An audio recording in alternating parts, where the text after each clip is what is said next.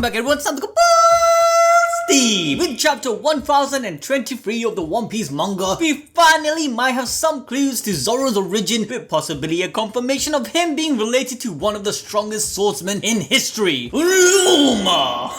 I don't know why I put emphasis on his name, but not too long ago I did mention this relationship and said I will be breaking it down. So today we are going to do that, along with going over the events that unfolded in chapter 1023. As Zoro's revelation wasn't the only focal point, we have Sanji's potential relationship with King's Lunaria Race, and a callback to Whitebeard with Marco being told some interesting history referring to the country of God above the Red Line before the time of Marijoa, indicating as if Marijoa itself was overtaken, enforcing the theory that the underground chamber of the Pangaea castle is a remnant of the ancient kingdom, or at least an affiliation to it. And finally we get to see our boy Momonosuke as a fully grown man, extending this growth to even his devil fruit ability, unlocking all that Steam Dragon Force energy, which every single one of you guys can also unlock by smashing that like button and getting it over 10,000 likes!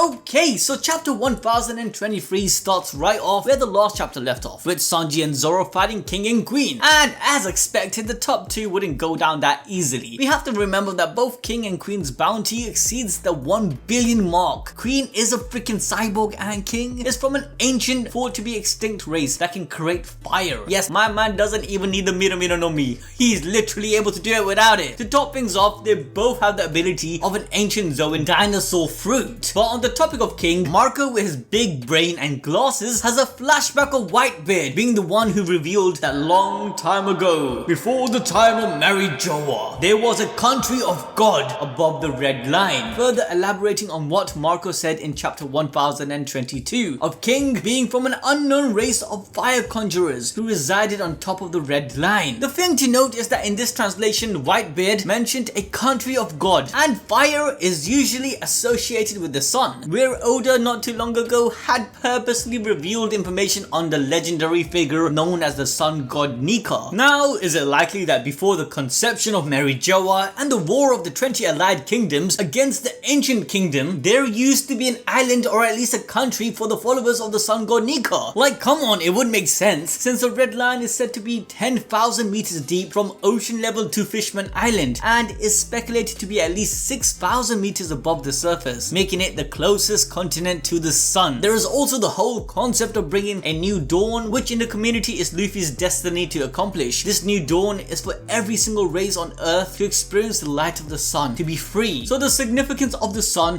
god Nika, its worshippers are highlighted throughout the series. Now, Queen actually indicates the name of King's race to be the Lunaria Race. If this translation is correct, then the only thing I can get from this is that King's race is related to flowers. What? Now, hold up guys. You might be thinking that I'm putting some straws here, but listen to this. In Marijoa, we have the Pangaea castle that has a section known as the Room of Flowers. All of this brings the question if Marijoa itself was built upon the old country of the Lunaria Race. What do you guys think about that theory? Let me know in the comment section below.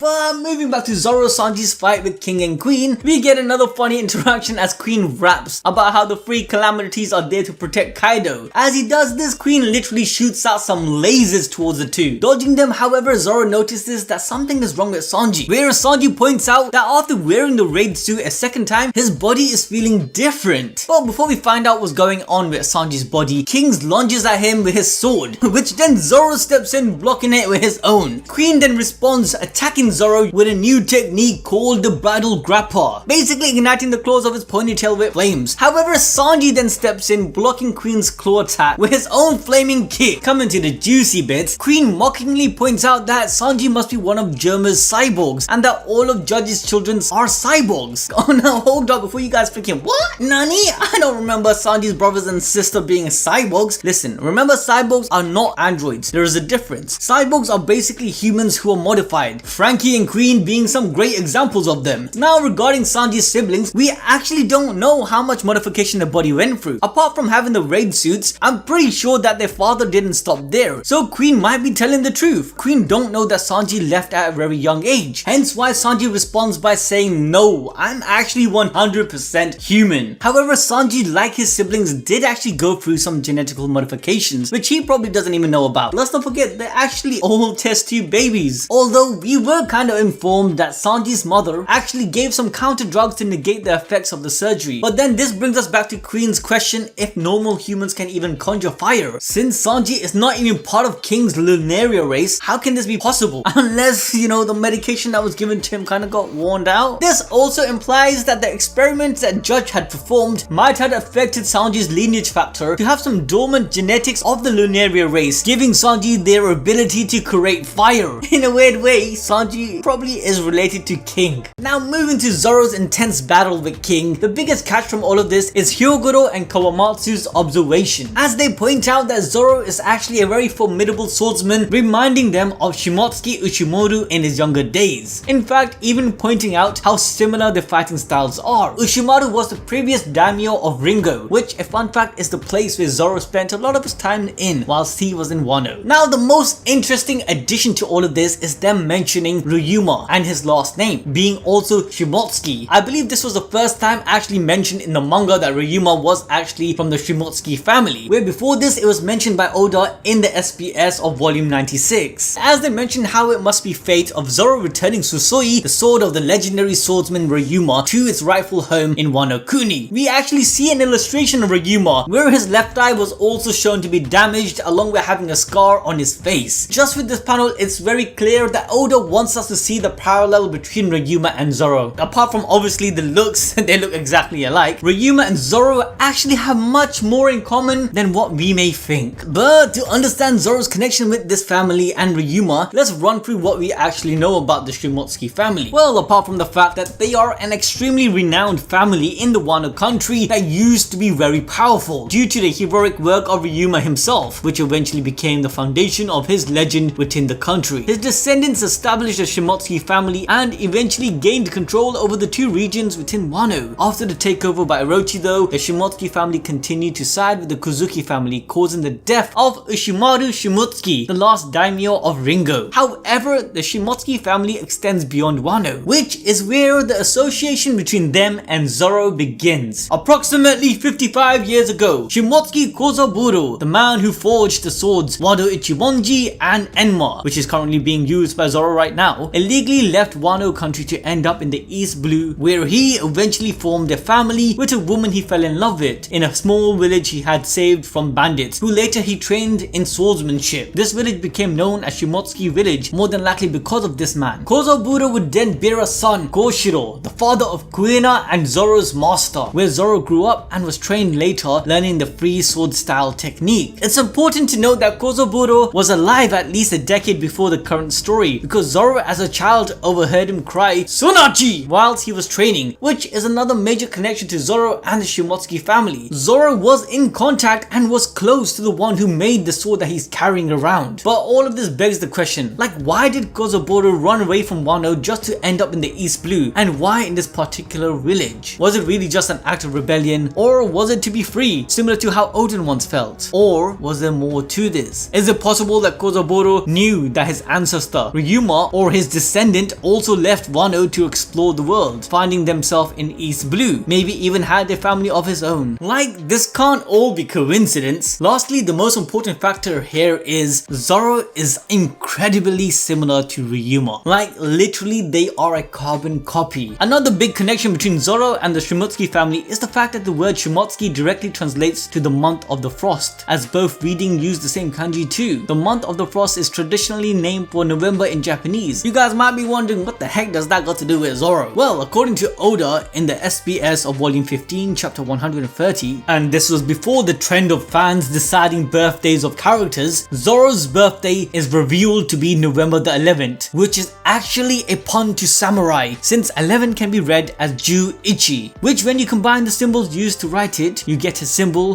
which can be read as samurai. Although this sounds kind of far-fetched, this in fact is a very common anagram in which Japanese people use to remember the months that don't have 31 days, where the anagram is samurai facing to the west, where samurais in this anagram represent Shimotsuki, the month of November. Once again, again linking back to Zoro. Now regardless of this pun, there is also the fact that Zoro's story is very similar to Ryuma, or at least his desires and goals, which follows the theme of inherited will. In Oda's one-shot manga Monster, which Oda has confirmed to be a canon life of Ryuma, foretells Ryuma's story of leaving town to pursue his goals of fighting the greatest swordsman alive, who at that time was called the King. Much like how Zoro wanted to fight and win against the strongest swordsman of his time, Mihawk. Later we find out that Ryuma is dubbed the King by the villagers and the people around him, so all this time in his entire journey he was hunting his own legend. The Monster novel is a very easy binge, so just read that already, come on guys. And also you see Ryuma behead a freaking dragon. All in all, I'm pretty sure Ryuma is the ancestor of Zoro, and that was the reason why Zoro left Wano in the first place, to meet his ancestral cousins. Come on, it makes sense, doesn't it? Anyways, we then move on to finally reaching the climax of the chapter. Jack and Dog Storm Uno Arashi are fighting on the second floor, literally going all at each other, and Dog Storm wants some revenge on what happened back at Zao, but this time with the help of the moon, as there is a hole in the roof that Kaido made, allowing Uno Arashi to go into his Sulong form. Outside of the castle, his counterpart Nico Mamoshi approaches Perospero from the shadows, and once illuminated he also transforms into his Sulong form, threatening the crap out of Perospero in the process. And honestly, just look at this guy, bro. Anyone would be terrified of this monster. Let's not forget that Nico Mamoshi is also out for vengeance for his friend Pedro's death. Also on the second floor of the Onigashima castle, Raizo is continuing on his fight with Longears, I can't remember his name, Fukuru, how the frick do you pronounce that guy's name again? Anyways, Longears argues that a child cannot be a shogun of Wano, whereas Raizo just straight up tells him, you don't want to underestimate youth since people can grow, which is a slight foreshadowing on what's about to happen. Yes guys, we cut to the shore of Wano. The Hearts pirates are frightened and have drawn their weapons, pointing against a giant dragon, reminding them of Kaido. But we all know it's Momonosuke who has grown. He is literally a giant dragon similar to Kaido. After some funny interaction, we see Luffy reminisce the first time they met, when he was a little baby dragon, evolved into what he is now. Momonosuke is literally 28 years old, growing by 20 years thanks to Shinobu's power. Within these interactions, Shinobu is crying as she reminisces to a few moments back, showing a part of Momonosuke's human form. Shinobu literally points out that he looks like blank blank blank, which obviously could be Toki or Oden himself. However, as Hiyori looks like her mother, it's only fair if Momonosuke looks like Oden. We want Oden, alright? We miss Oden! And just from a first glance, Shinobu is around the same height as Luffy, but when compared to Momonosuke's adult form, she barely touches his shoulder, which means that Momonosuke is tall like Oden. Honestly, this moment is unreal. Seeing Momonosuke's full adult form, like we were predicting this since ages, and it's nice to just literally seeing it materialize. More than likely, chapter 1024 will show Kaido's fight with Yamato coming to an end. We'll find out what happens with Sanji and Zoro, Nami and them lot. I doubt we are going to see Luffy's entrance on the back of Momonosuke in the next chapter. More than likely it'll be 1025. But anyway guys, that's it for this week. If you lot want more of this chapter analysis, then you know what to do. Smash the like button. Get it over 10,000 likes. Let us know in the comment section what One Piece content you want covered. Subscribe and ding that notification bell to stay updated. Till then guys, I'll catch you lot next time.